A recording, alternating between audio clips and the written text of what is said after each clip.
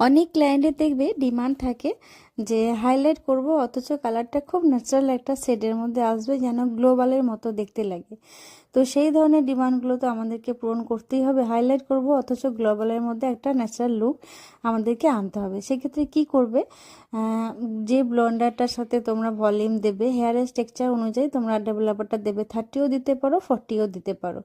তো মাঝে মাঝে চেক করে নিয়ে ভিজিয়ে একটা টিস্যু দিয়ে ব্লন্ডটা ভালো করে মুছে মুছে নেবে। ব্লন্ডটা ভালো করে মুছে নেওয়ার পর তারপর ওয়াশ করবে শ্যাম্পু দিয়ে। তারপর যদি স্পা করা হয় তাহলে তো খুবই ভালো হেয়ারের জন্য, এবং কালারটা ভীষণ শাইনি হয়। বাট অনেক ক্লায়েন্ট আছে স্পা করে না, করতে চায় না।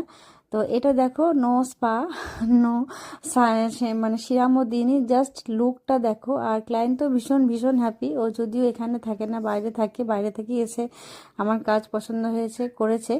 তো তোমাদের যদি এরকম অসুবিধার মধ্যে পড়তে হয় ফার্স্ট টাইম, তোমরা এইভাবে করতে পারো, দেখবি রেজাল্টটা সত্যিই খুব ভালো আসবে।